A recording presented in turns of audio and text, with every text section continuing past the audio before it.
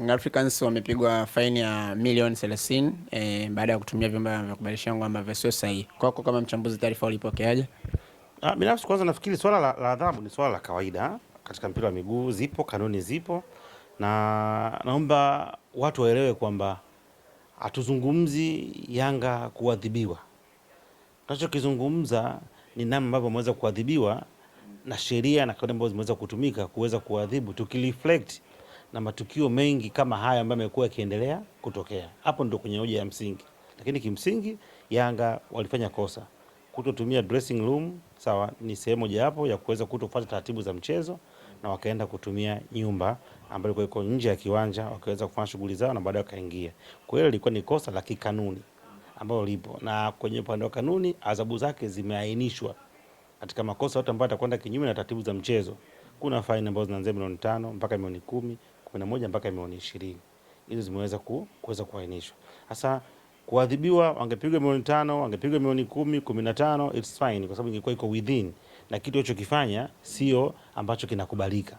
Lakini unapokwenda kwenye milioni 30, maana yake ni kama kuna kitu ambacho ni extreme issue ambayo Yanga ameweza kuifanya apart from kukaa ndani ya dressing room, kwa sababu ukisema mtu akukaa kwenye dressing room, wewe amekaa kwenye corridor ni the same, akaa kwenye dressing room, akiwa amekaa kwenye gari akuingia kwenye dressing room, akiwa amekaa kwenye running track akuingia kwenye dressing room, kosa ni hili moja. Nataka kama unakumbuka kwenye mechi ya Simba na Yanga ya kwanza ya ligi, Simba akuingia kwenye dressing room, walikaa kwenye corridor. Je, walizibeba milioni 30? Utagundua hakuna. Kwa hiyo tunachokizungumzia, tunazungumzia hakuna fairness, hakuna equal ground ambazo za kwenda kutoa maamuzi. Kuna mmoja anaonekana kama pengine akifanya kosa ni kama watu wanatumia hasira na hisia kuweza kumhukumu, lakini sio kufuata kanuni. Kwa hiyo hakuna ambaye anatetea kwamba Yanga hawakustahili kuadhibiwa, utakuwa ni mtu ajabu. Lakini tunazungumza hiyo adhabu waliopewa inaendana au zimetumika hisia na hasira za watu kuweza kufanya maamuzi. Kwa hiyo hapo ndio kwa changamoto, kwa sababu matukio yaanza leo, yapo yanafanyika. Na nimekupa mfano mechi ya Simba na Yanga iliyopita, Simba hawakuingia vyumbani. Je, walipigwa milioni 30? Kwa nini Yanga wapige milioni 30? Au kuna ajenda gani nyingine zaidi ya hiko ambacho tunaweza kukiona? Kwa hiyo binafsi mimi nimeamua kuwa fair, yani kwamba ifike hatua tuangalie mpira katika mapana yake, na sio kwamba mtu kwa sababu tu una nafasi ya kuweza kufanya maamuzi basi unafanya tu kwa sababu una sheria. No. Sawa, kuna vifungo ambavyo vinawapa nafasi wao kuweza kuongeza adhabu kulingana na uzito wa nini wa kosa vipo. Sasa kwa kosa lipi? To what extent? Kwa kiwango kipi? Haya ndio mambo kwanza kuyaangalia, kwa sababu ukipewa room ya sheria haina maana uitumie unavyotaka wewe. Hapana, unatumia kulingana na kile ambacho kimetokea, kwa kuangalia msawazo kati aliyoadhibiwa na wewe ambao unakwenda kutoa adhabu. Maana hiyo ni kwamba Young Africans kwenye maamuzi yaliyotumika, yaliyoamuliwa sasa kwa kumwadhibu kwa namna hii, kuna namna hajamtendea haki. Mimi nimeona kama maamuzi ambayo yalikuwa yamejaa hisia na hasira tu. Mimi binafsi wamekosea kweli, wanatakiwa waadhibiwe kabisa, lakini maamuzi ambayo yalikuwa yamejaa hisia na hasira.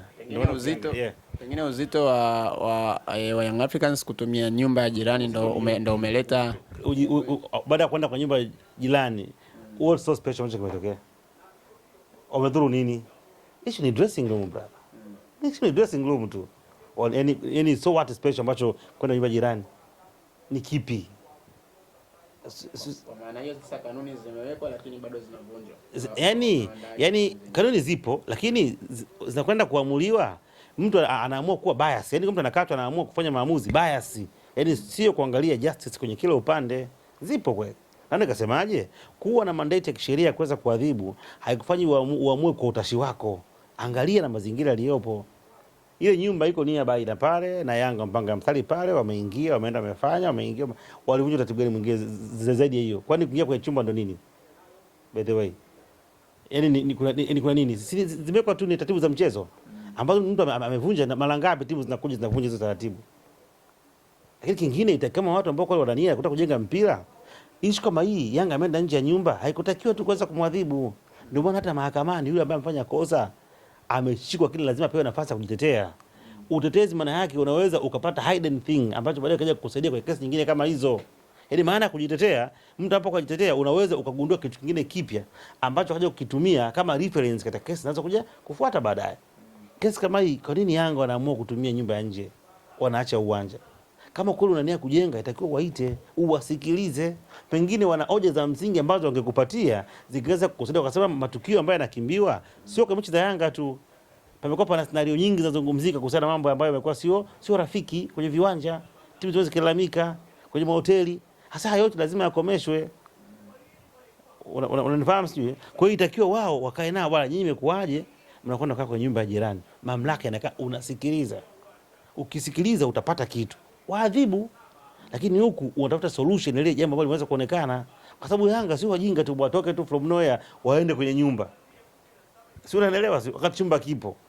Yaani mtu aamue kulala nje kwa mfano, wakati nyumba ipo.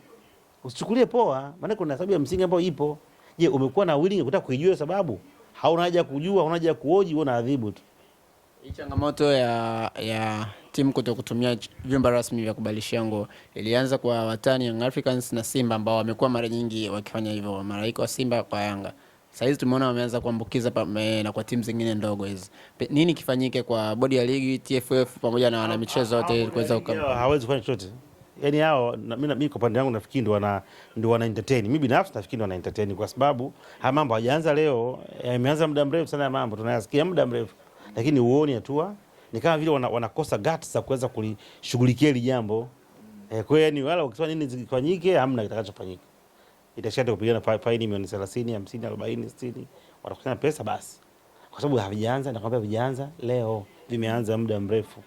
Tunasikia mara hiki wote wamegoma, wameluka ukuta, mara sio sio leo sio jana. Wampitia mlango ambao sio sahihi, vipo. Sio, unaelewa? Kwa hiyo nafikiri tu bado watu pengine hawajaamua kuvishughulikia katika userious, lakini wangeamua kuvishughulikia, wangeweza kuvishughulikia. Lakini ili uweze kuvishughulikia lazima uwe unafanya judgment na unyooke bila kuangalia. Yaani ukishanyooka hivi, yeyote anayeingia na mwacha unampenda au umpendi, sheria inasemaje? Kula pita. Na ndio maana ya kuwa leader, kiongozi. Kwa sababu hizi kanuni haukutunga wewe. Kanuni zimetengenezwa, ukapewa kwa wadau, wakazipitia, wakatoa maoni, zikatoa. Kwa hiyo ni msumeno ambao unakata kukenye kila yeyote atakayekosea. No matter what. Kwa sababu wewe kutuma kosea. Sasa wangesimamia hapo.